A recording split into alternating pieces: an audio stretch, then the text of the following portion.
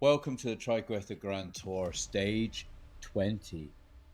One more stage to go, guys. We're almost there. Can't believe it. 3 weeks have gone like that. So, 101 kilometers, 2,300 meters of climbing, the Four Horsemen. Let's just say this stage had some drama in it, had some good pushes in it, and it didn't end how you think it ended. Let's get into it. If you like these videos, please subscribe to see what's coming up next. The next tour I do could be a big one. So before we get into it, let's just take a quick look at the comms here. So the first one is the Zwift com. Then we've got the Volcano KOM. We've got the Epic KOM. Then we have Alpe du Zwift at the end. Alpe du Zwift is the longest at 12 kilometers and the Zwift com is the shortest at 0.9 kilometers. As you can see, this is a grueling course. 20 stages in, a grueling course. Let's get into it. So we're at the start line again for the second to last time of this tour. It's been a long one, guys. It's been a long one. So it's a mass start. Everybody's out the gates. Drafting is on this one. So drafting could make a big difference. There's not really a long lead in on this one. We go straight into pretty much the first climb. So the wheel set today is the climbing wheels. No point in having anything else on this stage. This stage is basically nothing but climbing. So I'm trying to stay in the group. The quicker group is pulling away. I'm trying to catch them up again before we hit the first com. I want to catch them because I want the draft, but I also feeling pretty good on this stage, so I want to push it. So we catch them up just before we hit the start of the first com. Now I wouldn't really say this is a big climb because, I mean, just look at it on the map, you can hardly see it. It's like a pimple, but compared to Alpe du Zwift, that is at least. But as you can see, there are a couple of riders that are pulling away like, you know, like nobody's business. There goes one with a GCN shirt and he's gone straight up there. So I'm under no illusions. I'm not staying with the A group for sure. There are a couple of Bond riders that did extremely well in this climb as well. A lot of people did extremely well. A lot of people that maybe didn't do so well on the flats or the sprints, but going uphill, they're light as a feather and they just flew up there. So we're trying to keep up. We're 17 out of 29. Of course, it's not all, you know, it's all different categories, but we're 17 out of 29. So we're about half. We're mid-table. So I'd take that after the first climb, which wasn't really, I would call a climb. So between the two climbs, nothing really happened, to be honest with you, just out there alone. 30 seconds in front of the people behind me, but I am catching up a little bit to the people in front of me. It's about 8 seconds in front at the moment, but let's see how that goes. So this KOM is the Volcano KOM. It's 3.8 kilometers with an average gradient of 3.2, around that percent. It's not, I wouldn't really say it's a hard one, but it is quite a long, steady one. As you can see, I'm standing up here, trying to get a bit of speed up. I see the people in front of me. When I see them just in front, I start to get that little bit, you know, come on, a little bit more push. You can catch them up, you can get them. And that competitive spirit starts to kick in a little bit. And like I say, I'm feeling pretty good, seeing as this is stage 20. I know it's the end of the tour, and there's not much climbing on the next stage. Well, there is no climbing on the next stage, really. It's basically a flat. So everything, got to leave it all on the table for this one. So we're getting up there, halfway up, still pushing. The people I was catching up, now they've pulled away from me again. I mean, I'm not going particularly fast, but I'm not going particularly slow either. I'm trying to stay around 3 watts per kilo, but I've got to keep in mind we still got 2 other comms to go. We got Alpe du Zwift and we got the Epic comm. So I need to preserve a little bit of energy. I can't burn it all on the smaller comms and not being able to even get up Alpe du Zwift, let alone catch anybody up. But we're still keeping ahead of the people behind me. They're not really catching up and we're not really pulling away, but we're keeping at a steady pace.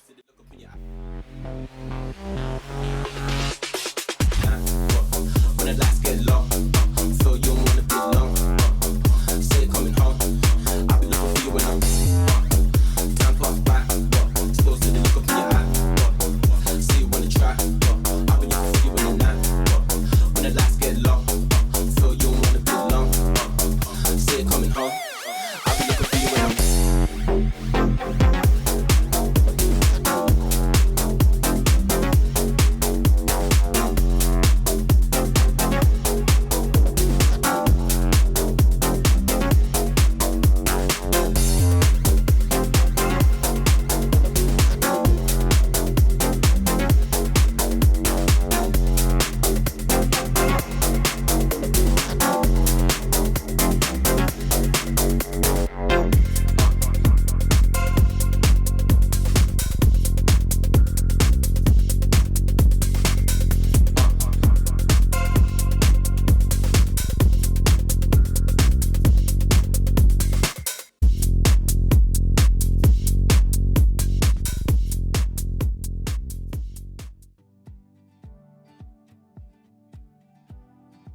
So we're just about to come to the Epic comm. It's 9.5 kilometers. Rough gradient around 4% now. So it's, no, the gradient's actually a little bit more on this one, I think. It is quite a long one, quite a slow grind for the start, but it's got a really steep bit at the end, which is the killer on the legs. So on the downhill part from that last KOM, I managed to make up 47 seconds on the people behind me, which is good because I know the lady right behind me, she's quite a good climber and she is fast on the climbs. She's beaten me on a few of the climbs in the last couple of stages. So she's quick. She's actually 40 seconds behind. The guy in front of me, he's still 8 seconds, 9 seconds in front. Same thing, it's been yo-yoing up and down a bit, but I haven't been able to catch him up. So pretty much like always, I've got no draft to draft off and I'm in no man's land in the middle. But this climb took it out of me. This one, the first 2 were not a problem, and this one was where I started to feel it. You know, that you're good at the start, you're feeling fresh, and then all of a sudden, bang, it hits you. But I was fueling pretty well this time, so I was eating quite a lot and I was drinking a lot. So I felt good still. But this climb, I think I lost quite a bit of time on this climb. So we're almost up to that little bit of a flat that's coming before we get that little steep bit. And just to get in context, the lady that was 47 seconds behind me is now 3 seconds behind me. The person that was 8 seconds in front of me is now 54 seconds in front of me. That's the difference between my climbing ability and my flat endurance ability. So at this point I decide, well, they are so close behind me, let's let them get in front of me and I draft off them a bit. I mean, why not? It's part of the game, it's in the game, right? So why not draft off them? So that's what I do. I stick on her tails and I try to get some draft on her, try to save a little bit of energy, because I know that tough climb part is going to be difficult. We've got the little rolling hills here. Like I say, I like the little rolling hills. I go up and down pretty quick considering my weight, but then again, straight away they're back on my tail. You know, just as we get over this little lip, we got a little bit of a flat, a little bit of a downhill, and then bang, straight into it. So we're just about to get to the part where it's going to get steep. This is where it's going to get a little bit nasty. This is the This is to the top of the radio tower, so it hits, and it hits hard. It's already 13% radiant. Legs are burning, lights are flashing all over the place. As you can see, they're right on my tails. So as we're approaching the top of this climb, the radio tower, it's at 14%, and it does get a little bit steeper. The guy behind me has been on me the whole way up. He's stuck on my tail like crazy. He does get in front, and it's a little bit of back and forth, yo-yoing. I'm trying to keep up. I'm trying to get past. Draft is non-existent basically when you're going so slow uphill. I think the draft starts to kick in when you're around 12 kilometers an hour, I think it is, behind the person right on their wheel. But you can see he's just pulling away on this last little bit here. It's a tough one because, I can see him pulling away, and I'm trying to push, and I've still got Alpe du Zwift to go. It's a tough one because you don't want to blow up on one of the smaller ones, and because you can lose so much time on Alpe du Zwift, so much time. Now, when we did it yesterday, we did it in 1 hour 7 minutes. Today is going to be an interesting time, but we catch him up right at the last second as we go past. Quick little photograph there, and then straight on to the downhill. Now already we've made up 7 seconds on him. I don't know if he gassed out, if he just did too much, but we're making up some good time. I mean, the person in front, we are slowly catching them up, not crazy amounts. So the downhill was pretty good for me. My weight helped a lot also as well. We've managed to catch up the person that was in front of us by 30 seconds on that downhill part, which is fantastic. And we're just about to pass him. So I'm feeling good right now. Feeling real good. The next person in front of me is 1 minute 6 away. That's my next target. Small goals on long stages, and this is my small goal. So the person I passed goes past me again, so there's a little bit of yo-yoing. I've made up 50 seconds almost on the lady behind me that's very good at climbing, and 30 plus seconds on the guy that was right behind me. That was just on the downhill, purely on the downhill. So now it's all going to come down to what we do on Alpe du Zwift. So we've gone through the first part of the segment, and I'm feeling really good. So the person that's in front of me, I'm catching them up pretty fast. They were a minute something in front, and now I'm only 17 seconds behind. That's another small goal for me again. Get to that person. Those small goals that you make for yourself, that next person, that next corner, that next climb, next sprint, whatever it is, if you can conquer those, by the end of the stage, all those small little goals that you manage to conquer add up to a large one. So mentally for me, I cut it down into small pieces. And this is my next goal, is catch this guy up. When I see somebody so close, it does spur me on to push harder. It really does. I mean, we're on the second, we've got one more stage to go. We're on stage 20 out of 21 stages. We've climbed almost 12,000 meters over these days. And I just passed that guy going up Alpe du Zwift after already putting in 49 kilometers. That does feel good for me, to know that I can still push it on the climb as much as I can, and knowing that everybody is hurting just as much as you are. Everybody that's done all these stages, they are hurting the same as everybody else. So next goal, got that guy in front of me. He's 32 seconds ahead. He's my next one. He's my next target. That small little goal, and he's the next one. So we've caught him up. And we are overtaking him. And then I see my next target, 2 minutes ahead. That's going to be a big ask. But I'm feeling good. I'm feeling confident. Every time I'm passing somebody going uphill, which is very rare for me, I'm feeling confident. It's giving me that boost I need. So as I turn 16, I'm starting to feel it. Look at my power numbers. I'm doing 3.2, 3.4, dropping down then to 2.9. My numbers are almost the same as they were on my PB, 57 minutes up Alpe du Zwift, which is around 3.2 to 3.4, something like that. So I'm feeling good.